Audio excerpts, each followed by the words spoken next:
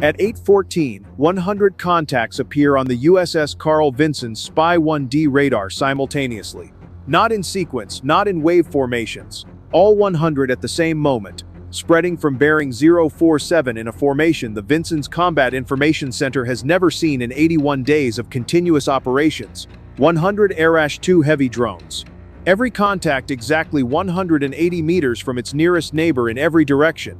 The formation holding its shape with a geometric precision that no human operator running 100 separate radio control links from a ground station 200 kilometers away could maintain. The northern Arabian Sea at this position is 2,400 meters deep. The Vinson is 480 nautical miles from the Iranian coast, less than the distance between London and Paris, and the closest large surface combatant to the Strait of Hormuz. There is nothing between this ship and the shipping lanes it is here to protect. The formation can only hold its shape if the drones are holding it themselves. Here is what most people do not understand about what that means. Here is what you need to know about the Arash-2. It is not the Shahed. The Shahed 136 is a lightweight expendable loitering munition, a platform that costs less than a car and carries a warhead the size of a large suitcase. The Vinson's electronic warfare suite has disrupted 23 separate Shahed swarms over the past 81 days. Every one of those swarms operated on radio guidance frequencies broadcast from a ground station. Find the frequency, flood it with electronic noise, and the drones lose guidance, spiraling off course, detonating early, or going inert and falling into the water. Reliable, proven, effective against every platform Iran had sent until this morning. The Arash-2 is different in two ways that matter. First, the warhead. The Arash-2 carries a warhead 3 times heavier than the Shahed's charge. Think of the difference between a shaped charge that punches a hole through a bulkhead and one specifically designed to destroy a hardened structure. Ships. Reinforced concrete. Things the Shahed could damage but could not reliably kill. 100 of those warheads converging on a single hull at 180 knots is not a harassment attack. It is a ship-killing arithmetic problem. Second, the communication.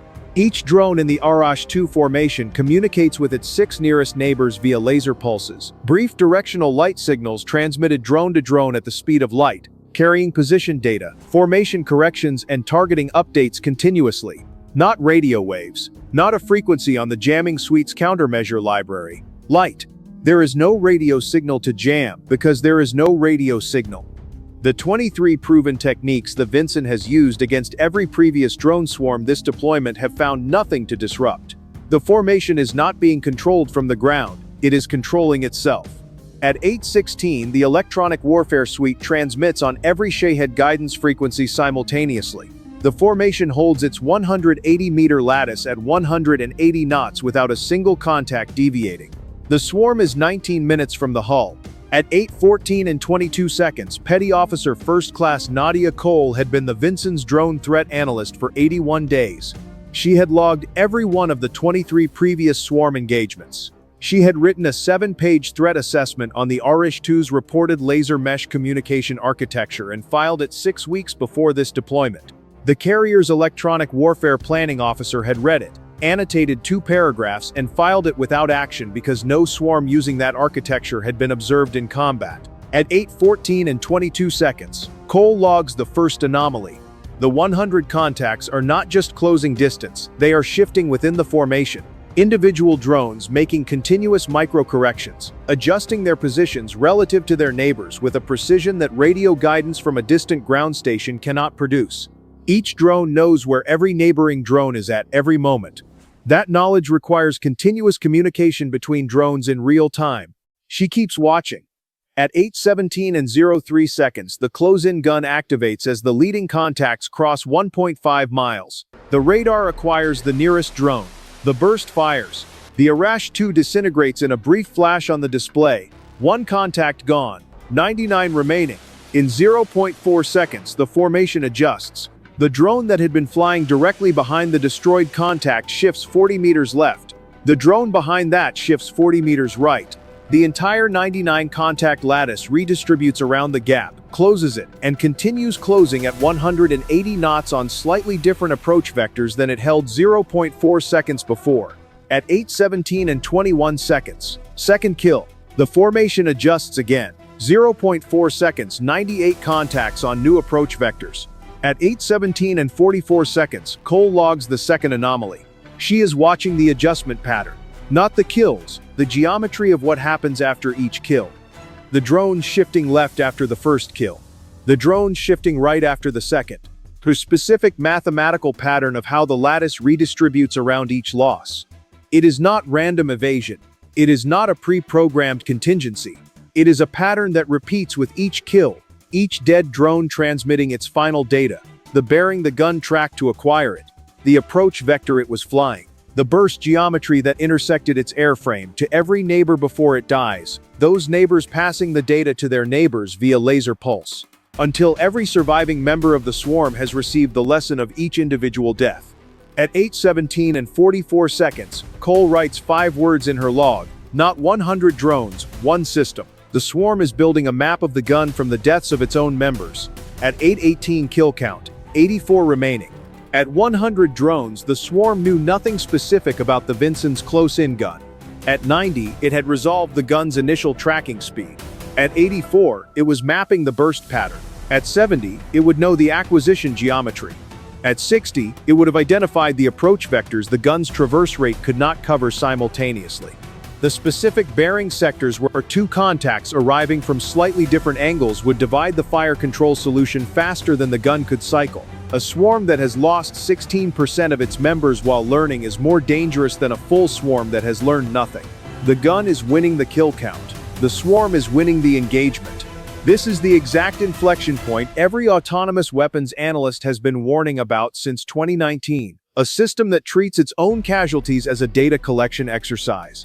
You are the tactical action officer on the Vinson right now. The gun is working. The kill count is climbing. But every round you fire is teaching the swarm something it did not know before. Do you keep shooting and feed the data? Or do you stop shooting and find another option with 84 drones still inbound? Drop your answer in the comments, because this is the decision that defines how every navy in the world will fight the next decade of drone warfare. Cole filed the report at 8:18. Not the kill count. The mathematics. The specific rate at which the swarm was accumulating behavioral data on the gun per kill, cross-referenced against the number of kills required to reach the adaptation threshold, where surviving drones would have mapped the gun's dead zones with sufficient precision to fly through them simultaneously. The conclusion: at the current kill rate and adaptation rate, the formation crossed the lethality threshold with approximately 55 drones remaining. 55 Arash-2 warheads 3 times heavier than a Shahed, arriving at the hull after the gun had taught them precisely how to avoid it. The gun cannot win this engagement. The response came back at 8:21. The close-in gun was still working. The count was at 84. Continue engagement. Cole looked at that response for 1.8 seconds. Then she stopped the report and started building. The electronic decoy system was designed to generate false radar returns, displacing the Vinson's apparent position. A standard misdirection tool used to redirect incoming weapons toward empty water. Cole was not going to use it for that. She was going to use it to create guns that did not exist. If the swarm's laser pulse network distributed kill data, the specific bearing, tracking vector, and burst geometry of each engagement with equal fidelity regardless of source, then it would distribute false kill data with equal fidelity. A fabricated engagement signature that matched the real gun's acoustic and radar profile, transmitted from a bearing that pointed at open water, would propagate through the laser mesh the same way a real kill propagated. The network had no mechanism to distinguish a drone that had actually died from a radar signature crafted to look like one. It shared information. It did not verify information. 3 false close-in gun signatures. Bearing 103 degrees, bearing 218, bearing 334. Each one generating the exact acoustic and radar profile of a real CIWS system running full engagement sequences, the specific burst pattern, the specific traverse rate, the specific acquisition geometry of the real gun, pointed at empty water. If the swarm was building its threat map from kill data, Cole was going to give it 3 ghost threats to map simultaneously. She had it built at 8:21. 2 minutes and 16 seconds after the response told her to continue the current engagement. The false gun signatures activated at 8:21 and 14 seconds. The swarm responded in 0.4 seconds. the laser pulses propagating the new threat data through the lattice, a second gun at bearing 103 engagement profile matching the first gun's data, a third gun at 218, a fourth at 334. The formation's redistribution calculations splitting across 4 simultaneous threat models instead of 1. The approach vector adjustments that had been tightening around the real gun's dead zones now distributing across 4 geometries. 3 of those geometries led nowhere, because the threats they modeled did not exist. At 8:22, adaptation speed halved, the swarm still learning half as fast. At 8:23, second false gun online, bearing 218, the swarm's network splitting 3 ways. At 8:24, third false gun, bearing 334. 4 bearings total, 1 real, 3 phantom. The laser mesh distributing kill data across 4 simultaneous threat models, count at 8:24, 61 drones remaining. The formation that had been systematically mapping the Vinson's gun was now systematically mapping weapons that did not exist. The corridors the false gun data had opened. The approach vectors that appeared safe because neither the real gun nor any of the 3 phantom guns covered them led to open water. Cole had designed them to lead there when she placed the 3 false bearings. Not all of them. 6 of the 61 surviving drones had accumulated enough kill data from the early engagements before the false guns activated at 08, 21 and 14 seconds to have already committed to approach vectors. The decoy system could not redirect. 6 drones carrying threat maps built from 14 real kills. Approach vectors already locked beyond the threshold where new data could override the optimization already completed. 6 drones that had learned too much before the lying started. The real close-in gun found 4 of the 6 in the final approach window. 2 got through. The first Arash 2 hit the Vinson's flight deck at frame 12 at 8:26. The warhead, 3 times the mass of a Shahed charge, built for hardened targets, detonated against the deck plating and transmitted its energy through the forward flight deck section. The deck buckled across 8 meters. 1 aircraft staged forward was thrown from its wheel chocks, sliding 17 meters before the arresting cable stopped it. 11 crew members down, 4 from the blast wave on the forward deck, 7 from the structural shock transmitted through the framing to the compartments below. The second Arash 2 hit the island's port face at 8:26 and 11 seconds. The warhead detonated against the armored exterior plating at Combat Information Center level. The plating held. The blast energy transmitted through it, failing 2 display systems and throwing every crew member in the CIC off their feet simultaneously. 4 more crew members down. Automatic fire suppression activated and extinguished a display console fire in 6 seconds. 2 drones, 2 hits, 15 crew members in medical. The 55 remaining drones followed the corridors Cole had designed. They arrived at the bearings 103, 218, and 334 corridors between 8:26 and 8:31 and detonated against empty water. 55 Arash 2 warheads, 55 simultaneous flashes across the northern Arabian Sea. The Vinson is damaged. The Vinson is operational. The forward deck section compromised but not flight critical. The Combat Information Center fully restored at 8:29 when backup displays came online. The ship making 26 knots at 8:32. Passive collection data accumulated across 18 minutes of continuous bearing refinement had fixed all 5 Arash 2 launch positions, spread across 280 kilometers of Iranian coastline to within 11 meters of accuracy. At 8:33, the Vinson transmitted targeting solutions, 12 cruise missiles per position. All 5 positions ceased to exist between 9:19 and 9:24. Iran's insight behind the Arash 2 swarm architecture was correct. A network of drones that shares targeting data between members, learns faster than any human defense can adapt. A formation defending against a learning swarm provides that swarm's education with every round it fires. The mathematics were working. At 84 drones remaining, 16 kills into the engagement, the approach vectors were tightening around the gun's dead zones with measurable precision. The swarm was on trajectory to arrive at the hull, having been optimized against that specific gun by that specific gun's own fire. On paper, the plan was sound. It almost worked. What stopped it was not a faster gun, not more interceptors, not better radar. What stopped it was disinformation. 3 fabricated kill signatures fed into a laser mesh network that processed false data with the same fidelity as true data, and had no mechanism to distinguish between them. The swarm spent its final 5 minutes learning to defeat threats that did not exist, following corridors Cole had designed to lead into open water, systematically optimizing itself against a false map of a ship it never reached.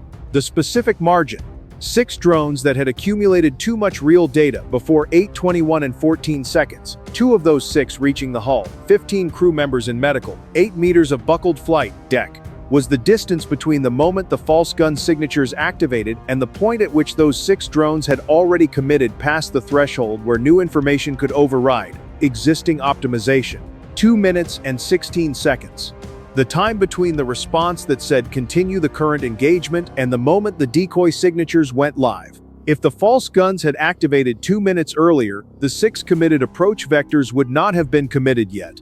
If they had activated 2 minutes later, the swarm's dead zone mapping would have been too advanced for 3 false bearings to distribute effectively across. The gap between 15 crew members in medical and a carrier that was no longer making 26 knots was the 2 minutes and 16 seconds Cole had to build a solution in. The window between a report, the chain of command acknowledged and filed, and the moment a system designed to displace radar returns was repurposed to teach a learning weapon the wrong. Here is the question that changes every future engagement involving autonomous network systems. The Arash-2 swarm could not be jammed because it communicated with light. It could not be outfired because it learned faster than any gun could shoot. The only thing that defeated it was lies, false data injected into its own learning network at the right moment. If every future weapon learns from every engagement, and the only reliable counter is disinformation inside the weapon's own intelligence loop, what does that mean for the next swarm that learns to verify its data before sharing it? Drop your answer in the comments. And the question that will follow Cole's 7-page threat assessment through every after-action review of this engagement. The Arash-2 architecture she identified 6 weeks before this deployment arrived at bearing 047 this morning and hit the ship twice. The analysis was correct. The response was filed. The swarm was real. What is the institutional cost of the 6 weeks between the right answer and the action, and how many hulls does the next generation of learning weapons leave between the report and the impact?